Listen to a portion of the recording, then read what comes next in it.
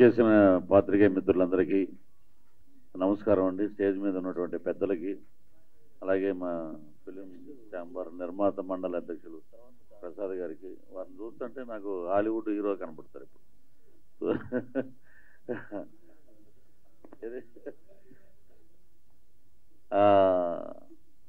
ఇక్కడ ఈ వేదిక మీద చాలామంది మాట్లాడారు అన్నగారి గురించి. అన్నగారు గురించి మాట్లాడింది అన్నీ ఏంటంటే అది చెప్పలేము, అది ఎన్ని రోజులు పడుతుందో ఎన్ని సంవత్సరాలు పడుతుందో. మొన్నే కోయంబత్తూరు వెళ్తే ఒక పార్కు డెడికేట్ చేశారండి బాలసుబ్రహ్మణ్యం గారు. పాటలు అవి సాఫ్ట్వేర్లో పెడితే 4 సంవత్సరాలు 3 సంవత్సరాలు అలా కంటిన్యూగా ప్లే అవుతాయండి బాలు గారు. అలాగే అన్నగారి సినిమాలు ఆయన వ్యక్తిత్వం గురించి చెప్పేంత స్థాయి మాకు లేదు. నేను ఫస్ట్ టైం అంటే నాకు అసలు యాక్టింగ్ తెలియదు, ఏమీ తెలియదు. రాగానే పద్మనాభ స్టూడియోస్ వారు ఇలా కానీ అలాగని ఇలా చెప్పు అలా చెప్పు అన్నారు. అది నా పేకకి ఉరితాడై కూర్చుంది ఆ సినిమా. నందమూరి తారక రామారావు గారు ఇంటికి వెళ్ళి కృష్ణ గారు ఏమనరా ఆయన నువ్వు వెళ్ళి అన్నారు. తీసింది మీరు, నేను వెళ్తున్నాను ఏమవుతుందో నాకే తెలియదు అన్నారు. వెళ్ళంగానే మహానుభావుడు, నేను చూసిన దేవుడు వెంకటేశ్వర స్వామి, ఆయన ఒకటే అలా ఉన్నారు, నిండైన విగ్రహం. కూర్చోగానే నాకు ముందు ఏం చెప్పారంటే, ఆయనతో పాటు పద్మాల నుంచి వచ్చిన మేకప్ మ్యాన్, మీరు వెళ్ళిపోయి కాళ్ళ మీద పడతారేమో, మేము పడము అన్నాడు ఆయన. ఇదేంటంటే మళ్ళీ ఈ ఫిట్టింగ్ ఏంటి అన్నా నేను. లేదంటే ఏమంటే ఫస్ట్ పడిపోయింది ఆయన కాళ్ళ మీద. నేను కాళ్ళ మీద పడి అక్కడే కూర్చున్నాను, నేను లెగనన్నా.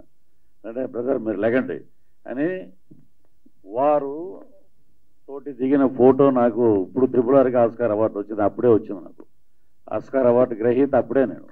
రామారావు గారు ఇచ్చారు. ఒకటే చెప్పారండి ఒక మాట, నువ్వు చేసింది పొలిటికల్ సినిమా అది నీకు తెలియదురా, బట్ నువ్వు చేయకపోయినా ఎవడో కూడా చేస్తాడు, బట్ చేస్తూ ఇక చేయకు అన్నారు.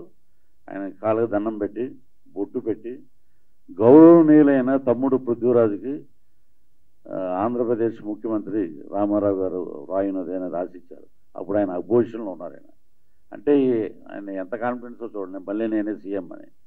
అలాంటి గొప్ప వ్యక్తి పాదాల దగ్గర కూర్చొని తర్వాత ఆయన ముఖ్యమంత్రి అయ్యాక ఆయన పక్కన పిలిపించుకుని ఫోటో దిగిన ఒక అదృష్టవంతుడు నేను. మా తాడేపల్లిగూడెంలో మా ఇంట్లో నిలువెత్తు ఫోటో ఉంటుంది రామారావు గారిది. మా పెదనాన్నగారి ఇంట్లో అన్నీ రామారావు గారి ఫోటోలే. సో అంటే ఎక్కువ టైం లేదు, మా అన్నయ్య కొట్టేసాడు మొత్తం ఛాన్సు. నువ్వు తెలుగు నటుడుగా మనాలి, తెలుగు నటుడుగా నువ్వు ఎదగాలంటే నీకు డిక్షన్ కావాలి, మాడ్యులేషన్ కావాలి, ధూళిపాల్ గారి దగ్గరికి వెళ్ళి నేర్చుకోండి అన్నారు.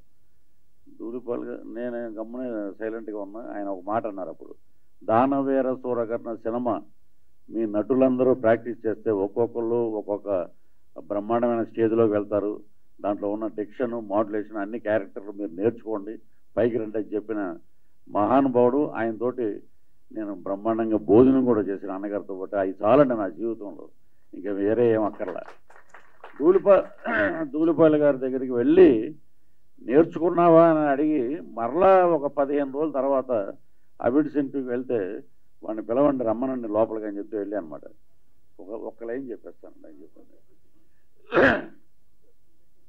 దుర్యోధనుడు అవమాన భారంతో కూర్చుని ఉండగా శకుని గారు వచ్చి,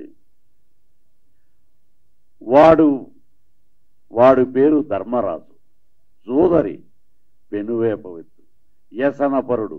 ఆ మిషతోనే వాడిని అష్టనగరావించి పాచికలాడించి ఓడించి సర్వము హరించి నీవు నీ శత సోదరులు నీ యశోరక్క పరిరక్షకుడైన ఈ రాధేయుడు సమస్త సామంత మహీపాల మండలాధీశ్వరాలను గేలి చేసి గుళ్ళున్న నవ్వ.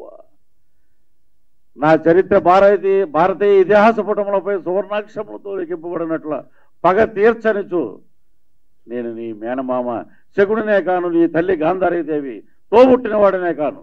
పందని చెప్పు ధర్మనందన అంటే మా ప్రభాకర్ రెడ్డి గారు నన్ను ఇంట్రడ్యూస్ చేసిన ఆయన. రామారావు గారు నవ్వారండి, అది చాలండి నా జీవితంలో. 1, 3 కలసి 13 బలాల్లుడు నీ సంఖ్యాశాస్త్రము సంస్కృతి పాత్రము అన్న. ఆయన ఇమ్మీడియట్గా నువ్వు ఎంఏ చదివి వచ్చాను కదా, ఉద్యోగం వదిలే నటుడిగా ట్రై చేయన్నారు. ఆ స్ఫూర్తి ఇక్కడ దాకా తీసుకొచ్చానండి. సో ఎవడెవడో ఏదేదో మాట్లాడతాడు, అవన్నీ మనం పక్కన పెడతామండి. మనకు ఉన్న ఒకటే ఒక కోహినూర్ డైమండ్ అన్నారు చూసారా, ఆ డైమండ్ కీర్తిశేషులు నందమూరి తారక రామారావు గారు. చౌదరి గారి స్ఫూర్తితోటి ఒక ఫోటో వాడేశాను నేను, మీరు అలాగా పెట్టిన అన్నగారి ఫోటో. నేను ఫస్ట్ టైం డైరెక్షన్ చేస్తే చౌదరి గారు రామారావు గారిని చూపిస్తున్నారు, మనం కూడా ఒక సీన్ పెట్టాలి సినిమాలో అని చెప్పి నేను ఒక అద్భుతమైన సీను ప్రీ రిలీజ్ రోజున రిలీజ్ చేస్తున్నాను. పెద్ద ఆయనే ఉంటాడు ఆ సీన్ అంతా. అదండి. Thank you very much. ఇంత అవకాశం ఇచ్చినందుకు మీ అందరికీ కృతజ్ఞతలు అండి. చిన్నమ్మాయి అన్న నిజంగా నువ్వు చిన్నమ్మాయి అని అందరూ అన్నారు, కానమ్మా నువ్వు చిన్నమ్మాయి కాదు, మా